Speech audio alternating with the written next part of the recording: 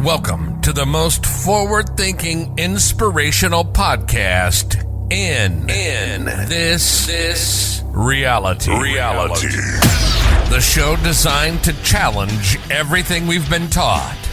If you've ever felt there had to be more to life, more to existence, then you're listening to the right podcast. Time to open your mind and dive in. This is the Mental Mastery Alliance podcast. And here we go. Ladies and gentlemen, welcome back to the Mental Mastery Alliance. Today is February 23rd, all day long. And it is the first podcast that I've recorded in what feels like over a month. And it might be, because the last few were pre-recorded before I went away to Costa Rica. I think I recorded 3 weeks worth of recorded ones. The good one was the Monday after the Super Bowl. Oh boy. I think it's funny how the more you watch this and the more you watch all of these things play out, the Epstein files and all this stuff, the more you really do truly witness and spot the pattern. And sports are the same thing. NFL, MLB, all of these things are classified as sports entertainment, just like the WWE. So, I mean, we can talk about it till we're blue in the face, but these things are clearly rigged. And when you can pattern spot with enough information, you can seal the deal. And it's fascinating to see that. I mean, what time is it now? If I timestamp this one, February 23rd, I can state now that the Chicago Bears, more than likely, based on all of the imagery, are going to win the Super Bowl next year. The Bears.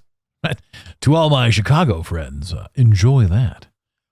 When was the last time the Bears did anything? I feel like they had a season maybe in the past 10 years. I don't know. The Browns? Any Browns fans? That's a shame, man. You're born into that one. Not much you can do there. Costa Rica was a trip, man. It was an absolute blast. I had the opportunity to really sort of dig into energetic recharge, esoteric recharge, walking away from the North American news cycle, which is, I can't express how good it feels to walk away from the news cycle. I mean, I've turned the news off 10 years ago, but I still listen to people talk. I still understand. I'm still on social media. I still see posts leaking through as if they're true in reality. And the news cycle, people want to talk about what's going on in the world. They want to seem to understand it, or at least that's what my algorithm is showing me, and I'm forced to look at this shit, and I am so fucking sick of it. I am over the top sick of the bullshit. And now the AI coming in, you're not going to be able to tell your ass from your elbow because all of it's going to look so real and so fake to the point where we just have to stop altogether and walk away, which is fantastic, which is exactly what I think should happen. There's so much liberation from being down south in a country that doesn't care about the news. They care about getting shit done. They care about day-to-day routines. They care about what they're doing that day. The amount of energy that you and I in North America put towards fucking bullshit is absurd. It is absurd. And I don't think we fully grasp the concept of how much it takes away from us living the life that we should be living. And even as I say that, it's not like we're not living the life that we should be living. I was having this conversation with a client earlier. When you decide to look at something, or when you see the good and the bad and all that sort of stuff in everything, it's not like you look at this stuff and go, oh, the world is terrible. There's nothing I can do about it. I'm stuck here. No, one of the biggest things is understanding the comprehension that we are not a tree. And if you're not a tree, you can move. So if anything that is going on in your life is something that you don't want to have going on in your life, you have the luxury of getting up and going, of making the change. And this is the other thing, too. One of the greatest statements out there is change takes place when the pain of staying the same outweighs the pain of growth. So as we look around and go, I'm upset with this, I'm upset with that. I'm upset with the chemtrails and all this stuff, and they're blocking out the skies, and I can't see the sun. And honestly, it's true. We have the winter blahs, the winter depression. It's a very massive truth. Understanding this allows you to say, this isn't for me. This isn't what I want. I'm not designed to do this. I'm not here to struggle. And here's the craziest thing in the world. As you're listening to this podcast, you think to yourself, well, not everybody can do that. And I understand that. Not everybody can do that. Right? But if you're listening to this podcast, there's a very high likelihood that you can. You can make that change. You can make that shift. You are in more control than the rest of the NPCs around here. And remember, too, the majority of the people in your life exist in the same algorithmic understanding and comprehension of everything. So if the news is trying and is pushing and is this, that, and the other thing, the NPCs in your life, which sometimes are kind of hard to admit are NPCs, like family members, would be like, hey, stay, do this, don't run. Where are you going to go? What are you going to do? Who are you going to talk to? It's more continuation. It's an additional continuation of fear, scarcity. Now, I'm not saying uproot your life and beat it, but I am saying that you're not stuck anywhere. You don't need to put up with what we're putting up with in Canada, and especially in the States now, too. Crazy, crazy things are going on in the States. But it's not madness. Right? If you listen to the news, it's madness. Prime example, I have a tiny friend in Venezuela, or Puerto Vallarta right now. Right now, live in Puerto Vallarta. If you look at the news, Canadian government, there's a huge push. Canadians in Puerto Vallarta, stay in place, stay here. You're going to get bombarded. You're going to get attacked. You're going to blah, blah, blah. Fear, fear, fear. Woo! Bloop. I don't like it. I don't buy it. Now, I'm not saying I know what the cartel's all about, but I am saying I know what the government's all about. I am saying I know what the illusions can be used, which illusions can be used as a political tool. I believe the term is crisis optics. So if I think about Venezuela right now, in the news cycle, in the news now. You know what? That'd be a good time to press that button. Let's see if I can get it right this time. I always seem to get it wrong. In the news. In the news. Now. I've had that thing forever. I think this is the first time I've actually used it correctly. As in, I never use that button for in the news. I always press it instead of the disclaimer. But in the news, Richard, I look at this and I think to myself, okay, so yes, it looks like one of the head honchos got taken out in the cartel. And yes, to do that, there would be a blowback. But what if the cartel were aware that if the blowback was too big, then military presence would come in? And what if the cartel didn't want that to take place? Because the cartel, no matter what anybody tells you, they want your money. As a tourist, you're safe there. Who you need to watch out for is the federales. Now, again, this is all just my opinion. I don't have any real understanding of anything, do I? Disclaimer. If you're going to soundbite any of this podcast, you must soundbite it in its entirety for consistency and context. Oh, greasy. I know that there is a working protocol. I know that the government's, again, crisis optics. I know that if the government wants people to come in there, they're going to leave the cars on the street. If the government wants to keep people okay and not worried about things, they're going to clean up the mess that the cartel left. But is it possible that there are no real major cartel problems, but we've got a government versus government issue here because we're trying to run scare tactics? Now, I don't know all of the details or all of the information, so I don't fully know what Venezuela would have to gain from this. But I do know cleanup crew. I do know optics. I do know policy. I do know and comprehend what we do to downplay true fear in certain people. I also know what we do to upplay it. And when it doesn't look like too many people are at risk or too many people are getting hurt,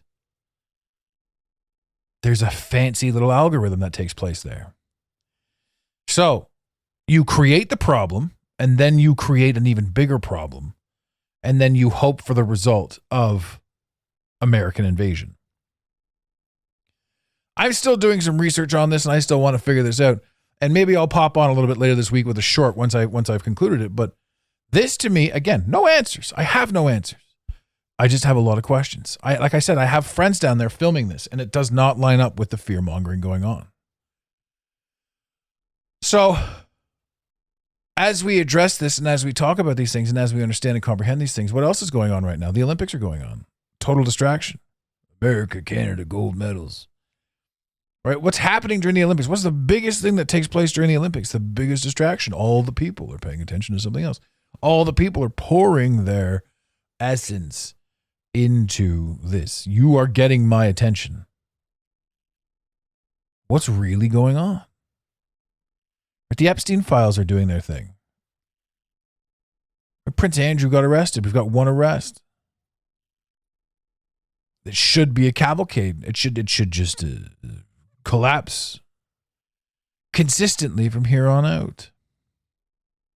But will it? We don't know. And can you focus on it? What's the point? Right? Who's going to drain the swamp? The swamp itself? What is it, a changing of the guard? Well, we don't like this guy, so this guy's coming in. Everybody's involved. There's so much more to this story than we even know. And what do? We sit here and we fight each other over what's what, over who's who. You know, we want to watch the Oscars. I wonder what the celebrities are going to gather and cheer themselves on for. Imagine any company you work for and you've got your award ceremony. First of all, nobody even wants to go to the stupid award ceremony for the companies that you work for. Imagine they televised it and made people watch, all because you've seen their faces somewhere else. Celebrity is a really weird thing that we power through. You know, and it's stuff that's just been offered to us, and we just accept it. Like I was watching The Sopranos the other day, and whatchamacallit, they got big pussy, I think, and no, little pussy, big pussy, little pussy. Maybe I just want to keep saying pussy. I don't know. Anyway, they got him on a wiretap, right? And I'm thinking to myself, like, if I got pinched and the FBI's like, you got to rat out your buddies, I would probably say, hey, go fuck yourself. I'm not going to do that. But you can't say that because then you go to jail, right? So the only other option is to accept what the FBI tell you in this scenario, go back to your cronies and say to them, hey, I got pinched for this, this, and this. The FBI pulled me in, and they want me to wear a wire. So let's use this to our advantage. That's how I'd say that. And I'd be like, hey, you know, whatever it is, whatever you guys want to know about this, that, and the other thing. And this is how you talk about it. This is how you create openness. But what do? We're just afraid. You know, a lot of people see something and they accept it. And what we don't understand, too, is that all media, all movies, predict the way we think. They fill our heads with tiny holes. They fill the holes in our heads with tiny pieces of information that we amalgamate and create as our own later. And it becomes our way of doing things later. And it becomes our influence that we then define our character by later. You see, I watched this interview and I can't remember the guy's last name. I think his name is Gabe, the fellow with the interesting face. And he was talking about how two children, brother and sister, can be born in the same house, obviously, brother and sister, born and raised by the same parents, and have two ultra different experiences. And I understood that. That made sense to me. But he went on to say, your parents are different from the first to the second born. The firstborn, you're going to act a certain way. The secondborn, you're going to have had more experience. You're going to be laid back. The person, the individual parent is different. Time has gone on. New information has come to light. So you don't even have the same parents. Siblings don't even have the same parents because anything can happen between the years that they were born and the years that you were born. Financial crisis. They could have gone broke. They could have won the lottery. The wife could have cheated on him. The husband could have cheated. The husband could have died. You have ultimately two different parents.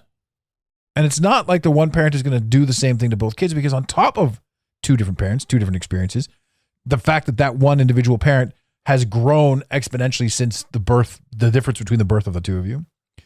You both have your own unique experiences. You both have your own unique astrological sign, which makes your characteristics a little bit different. And yes, astrology is massive. It's absurd how accurate astrology can be. Now, of course, I know the naysayers will say something along the lines of, oh, well, sure, if you believe in that, I've got a couple of beans here and a stock to sell you. Where'd that story come from? Ooh, the giants into a different realm, a different reality. Look at that. Once again, the media stealing our truth and selling it back to us. It's fairy tale. Back to your parents. Back to you. You are a different child, a different human, a different experience than your siblings. Your day is different than theirs. Therefore, your actions are different than theirs. Therefore, how you perceive the parent that is forever changing is different than your siblings. Two people growing up in the exact same household can have entirely different lives. And yet we sit back and go, how is that even possible? I don't even understand this. I'm saying all this because perception is paramount. The idea that there is one truth no longer exists. We used to say there's the truth and then there's all of the other stories. No, it's your truth. Your truth is the truth. It is the thing that you defend. But it's also the thing that anchors you, because we've not been taught to be abundant with our truth. We've been taught to hold it with scarcity. This is mine. I must defend this. As opposed to this is mine. I'd love to share it, and I'd love to compare it, and I'd love to see how you got to where you are with your truth. We don't get that luxury and option up here. We have scrying mirrors in our hands at all times, and feel free to look that up, ladies and gentlemen. Scrying mirrors. We have mass consumption of alcohol, and all of the drugs that can help you, well, they're illegal. But the one that hurts you the most is A-OK. There's all kinds of tests on mushrooms and psilocybin and how it helps you rewire your brain to cure depression. But there's no money in that because they grow for free. The money is in the meds. So we're being poisoned with the chemtrails. We're being poisoned with all the food that we eat. We're being poisoned with the medicine that we fucking consume. You're not depressed. You're not lazy. You're not exhausted. You're poisoned. And we're not allowed to talk about it because if we do, we're crazy. Which brings me back full circle to you're not a tree. Down in Costa Rica, again, these people worry about their day. They get up, they attack, they move on. There's no major houses. There's no massive anything. These houses are put together with cinder blocks. Cinder blocks, crazy glue, and a little bit of wiring. And they're simple and they're beautiful and they're perfect. And this whole country is remarkable and stunning. The amount of crap that we put up with in North America makes me wonder why I'm still here. I can roam and be free and go anywhere. And I'll tell you right now, it is becoming more and more prevalent that that's the case. But here's the thing too, with all of the stuff that we've put up with in North America over the past 40 years, 50 years, 60 years, not many of us have the desire to go on and move forward. What does that mean? Does that mean we're slaves? Does that mean we're puppets? Does that mean we don't know what's happening? I don't think so. I think it means a lot of people have had the life beaten out of them, and those that haven't are surrounded by those that have. And if you decide you want to move and somebody says, don't do it, that's another anchor for you. And that's another part of the system. Don't travel, don't explore, don't gain knowledge, don't figure out who you are. Don't do it. Go to work, come home, pay your mortgage, your death contract. Be locked in, be a financial slave. You only make so much money, but you have so many bills. This isn't fear. This isn't naysaying. This is awareness. Once we truly do become aware,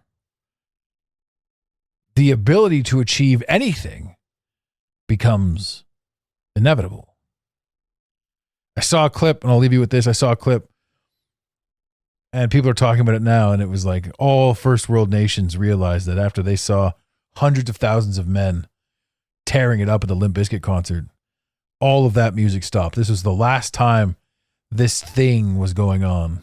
And that rage and that aggression and that testosterone, right? After that, it's just been 20 to 30 years of rap or mixed mumble music or just general stuff that if you look at it quietly, just devolves. We went from Mozart, Bach. We went from all of these masterful people. And we've just systematically devolved ever since. And I'm not saying Limp Bizkit and Korn and all that isn't fantastic music. It is. But it's no Mozart. It's no Beethoven. It's no chamber music. It's no, there's not a lot to it. Oh, it gets you going. I love it.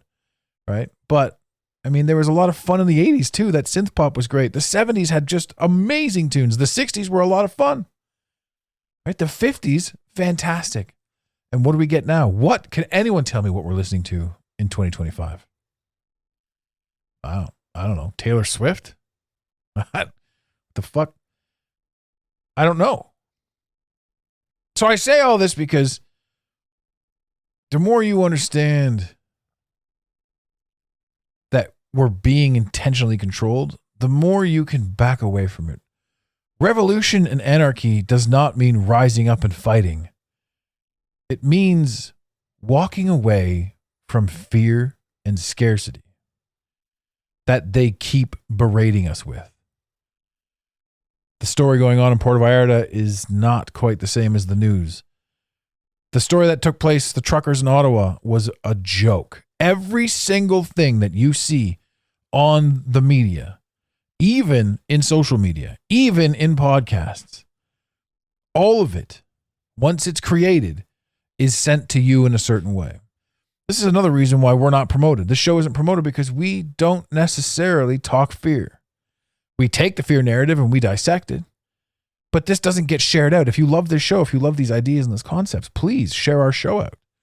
We have a lot of work to do. I was looking at the old thread for this show. A lot of people haven't found the new thread. Thousands of people haven't found the new thread. So our numbers still aren't that great. To thousands of people, it feels like our show just simply stopped at 306. If you're listening to this right now, feel free to please share this show out. Go back to iTunes or Spotify and give us a 5-star rating or a 2-star, whatever star you like. If you're listening to us, all of this stuff helps. Because again, at the end of the day, this isn't about how much we're stuck in one spot or how much we, live in fear, live in scarcity, live in all these mindsets. Life is truly about taking your obstacles and overcoming them and becoming the individual who beat all of the things that you've had to face. This world truly is magic once you allow it to be. Ladies and gentlemen, I am happy to be back in the studio. I am happy to be recording. I'm happy to be working with new clients. 4 new clients since coming back. We have room for a few more. If you're interested in a website, if you're interested in podcasting, if you're interested in starting your business, if you're interested in walking away from 9 to 5 and becoming your own boss and working from anywhere, Adam at the Mental Mastery Alliance, reach out to me. Another thing too, ladies and gentlemen, there are a lot of people, some of them are bots, some of them are, paid advertisers that want to come on the show. I'm going to say this now.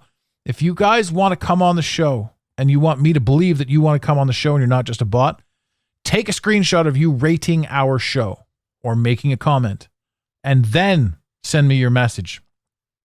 It's at that point that we will start talking about having you on the show. Guests will go up. Yes, I will be replying to some of these emails, but if you want to be on the show, take a screenshot of you rating the show, email me that with your request, and come on the show. Ladies and gentlemen, in the infamous words of Red Green, if the women don't find you handsome, they should at least find you handy. We really hope you enjoyed this episode of the Mental Mastery Alliance podcast. Stay connected with us directly through the mentalmasteryalliance.com. You can also join the discussion on Instagram at instagram.com/the Mental Mastery Alliance. Let the team know you're listening by using the hashtag TMMA or tagging us at the Mental Mastery Alliance. To have your voice heard on the show, leave a voicemail or send a text to 647-338-1265. Long distance charges may apply. If you love us, leave us a review. If you hate us, you spend your time in weird ways, but also leave a review.